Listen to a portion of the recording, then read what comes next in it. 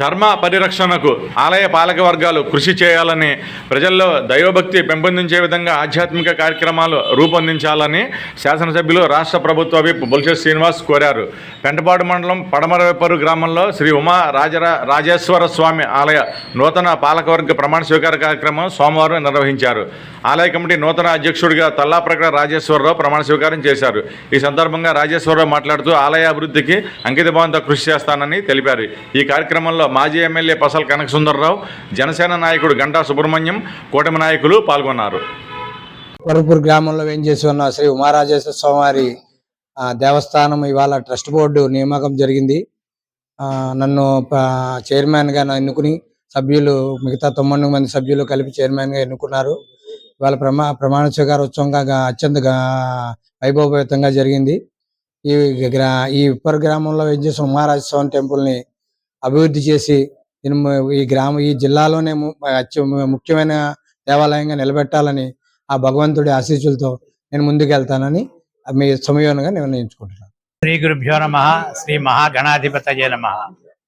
శ్రీ ఉమారాజేశ్వర స్వామి వారి దేవస్థానం, పెంటపాడు మండలం పడమరవేపరు గ్రామం. శ్రీ ఉమారాజేశ్వర స్వామి వారి దేవస్థానంలో ఈ రోజున నూతన ధర్మకర్తల మండలి ప్రమాణ స్వీకార మహోత్సవం ఎమ్మెల్యే గారు ఆధ్వర్యంలో ప్రమాణ స్వీకారం జరిగింది.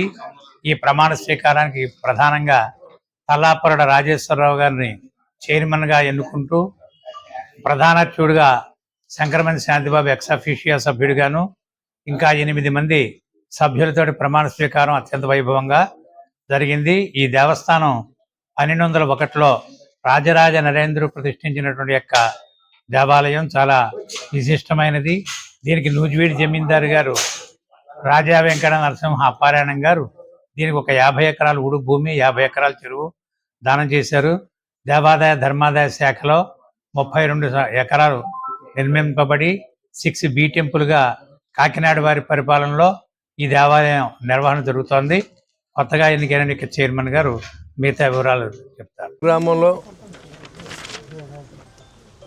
దాదాపుగా 17 లక్షలతో 43 లక్షలు ఇదొక దాదాపు 60 లక్షలతో ఈరోజు జలజీవన్ మిషన్లో పైప్ లైన్లు శంకుస్థాపన ఇచ్చేసినటువంటి అన్నయ్య గారు పసల అచ్యుతం గారికి, అదేవిధంగా సుబ్రహ్మణ్యం గారికి, కొండ గారికి, ఈ కార్యక్రమాన్ని ఇచ్చేసిన రామప్రసాద్ చౌదరి గారికి, కిలపతి వెంకటరావు గారికి, పుల్లా బాబీ గారికి, గిరి గారికి, ఇంకా కూటమి నాయకులందరికీ పేరు పేరున ఉదయపూర్ నమస్కారం. మరి ఈ గ్రామంలో గడిచిన 5 సంవత్సరాలు ఏం జరిగిందో మీకు తెలుసు.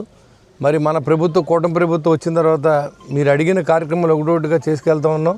దాదాపుగా 3 కోట్లతో సిమెంట్ రోడ్డు నిర్మాణం, అదేవిధంగా బీటీ రోడ్డు కిలోమీటర్ అవ్వాల్సి ఉంది. పొరపాటున మీకు గణపవరం కూడా లింక్ కలిపేశారు తప్ప ఈ కిలోమీటర్ వదిలేయడం, అది మళ్ళీ టెండర్ పిలిపించాం, అది కూడా పూర్తి చేస్తాం. ఒక 6-7 నెలల్లో మొత్తం వచ్చే వేసవకాలం లోపుగా ఈ రోడ్డు మొత్తం కంప్లీట్ చేసి చెప్తామని కూడా తెలియజేస్తా ఉన్నా.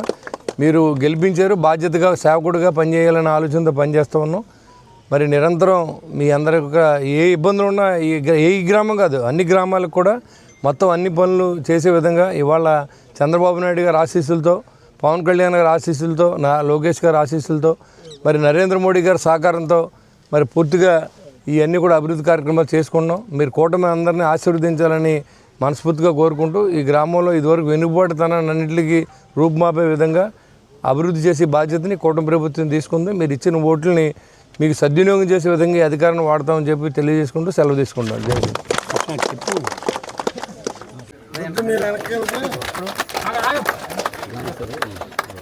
జై